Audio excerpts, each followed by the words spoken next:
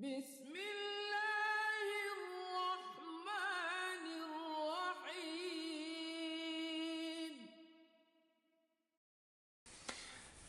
Assalamu alaikum wa rahmatullahi wa barakatuh. Welcome to the 9th episode in the Seerah of the Prophet sallallahu alaihi wasallam. Alhamdulillah Rabbil Alameen wa ashhadu an la ilaha illallah wa ashhadu anna sayyidina Muhammadan Rasulullah sallallahu alaihi wasallam sharafa wa karrama wa baraka wa azama ala sahabati wa tabi'in wa tabi tabi'in bi ihsan ila yawm al-din wa alayna ma'ahum fi kulli lamhatin wa nafsin adad ma wasimullah amma ba'd.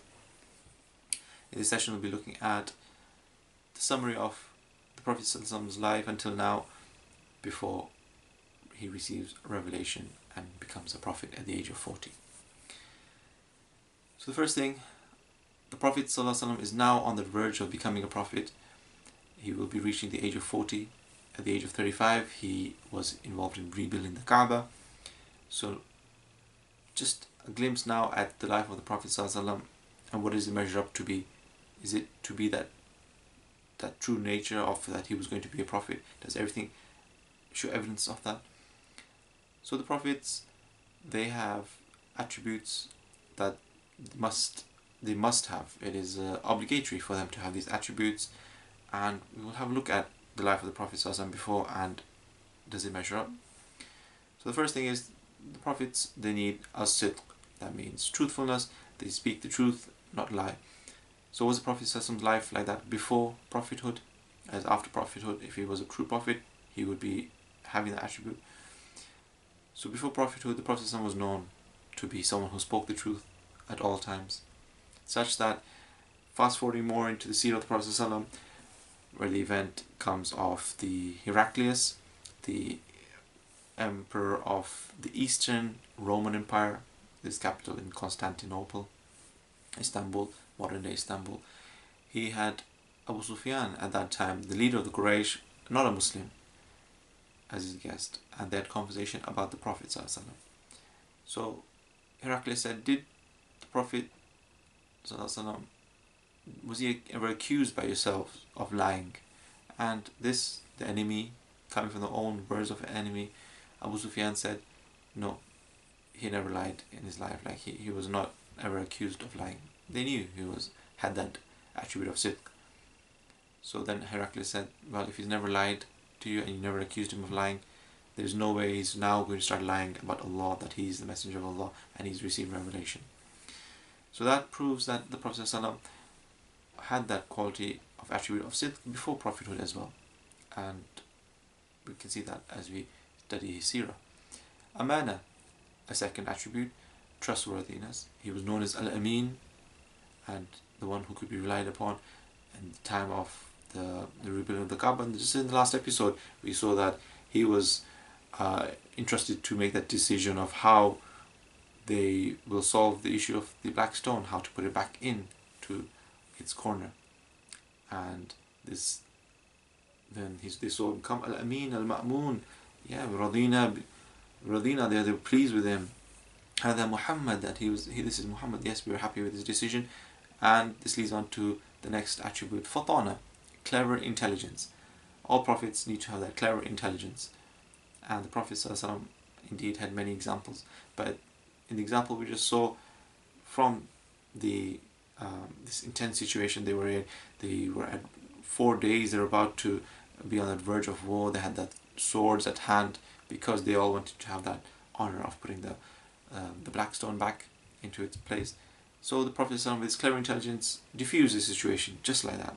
He understood the situation and diffused it and gave the solution that made every party happy. Everybody was a winner. And that was with his garment that he laid down on the floor, and everybody picked up the sides from all the different tribes to put it back, and the Prophet ﷺ pushed it back into place. So this shows the Prophet ﷺ had that clever intelligence before prophethood as well. The next thing is Esmah, or infallibility, that the prophets, when they are prophets, they do not sin. They are sinless for major and minor sins, that we believe. And even before the Prophet ﷺ, after prophethood, he was ma'asum, as all the prophets were. But before, he was mahfuz, he was protected. Any incident happened, he heard that wedding that was going to take place as a youth, and he was going closer to it, he had the inclination to it, music and that music that was playing, and then there was going to be obviously wine and different things inside and alcohol, but the Prophet ﷺ was made to fall asleep. And this is the Prophet ﷺ being saved by Allah on many occasions, that Allah will intervene and protect his yet to be Prophet.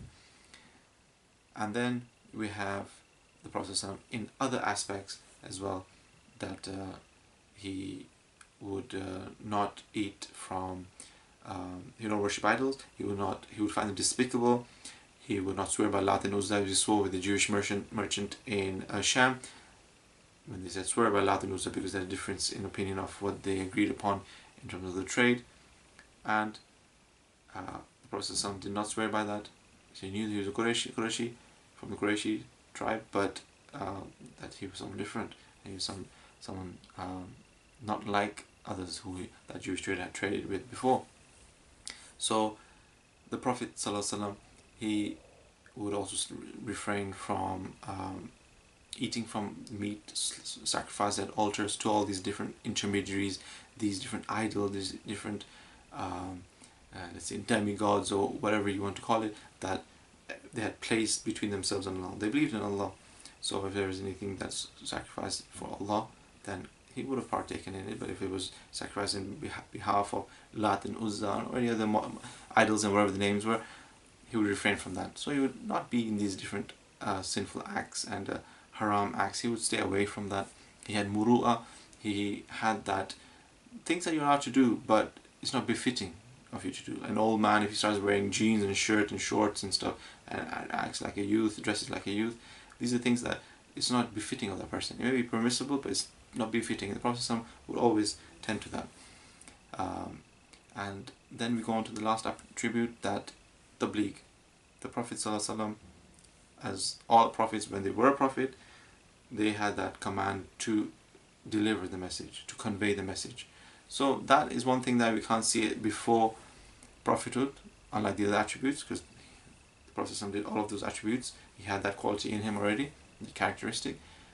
But if we look closer to the Prophet ﷺ's life, we see that he was a conveyor, but not of the message, because that hasn't come yet, so it would not qualify as that. But before, he was conveying akhlaq, he was conveying the best modes of etiquette and behavior, and that's why we hear the Prophet ﷺ saying, that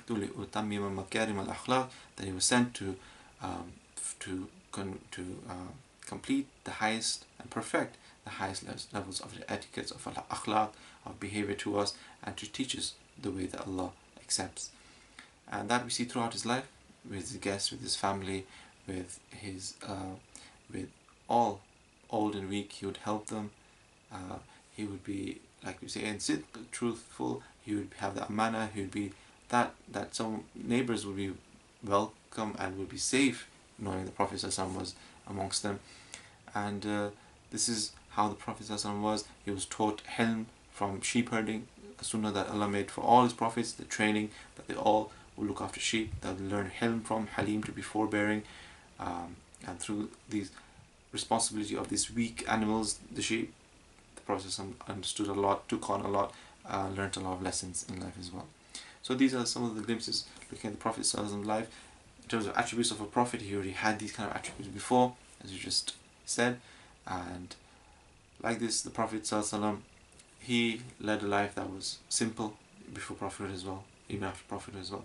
That all his father left, Abdullah, who died young, so he didn't have time to amass a fortune. He left him a sword that the Prophet ﷺ named Al-Ma'thur, as he loved to name things, the one that has great effect. And he, as mentioned, with the idols, he would find them despicable, and he would be on that true nature of how he would be as a prophet. He had Irhaasaat, he had miracles that we have mentioned throughout that he had, which was not mu'ajizat. Mu'ajizat is after prophethood, because they prove that he's a prophet, these extraordinary acts that they performed, all the different prophets. But he had Irhaasaat, the family Halima saw the barakat in him, the blessings in him, the cloud cover, the inclination of trees to shade him, and the splitting of the chest, that miracle as well. The heart was out of the body. We've already covered these. So the Prophet ﷺ, being given salams by the trees and inanimate objects, the stones. Imagine this was somebody else, they would lose their minds. But this shows, if just looking at the last 40 years, the Prophet was a strong person because he was given salams and he was able to take that and did not lose his mind because of such extraordinary acts that were happening around him, because he was that special. So now we lead on to that moment where it has been mentioned in the previous books, the Injil, the Torah, all the different prophets have mentioned of this last prophet to come, and this is now the time we're reaching, that his time is coming, the advent of the final messenger to mankind, and that is the revelation. وصلى الله على سيدنا محمد وعلى آله وصحبه وبارك وسلم.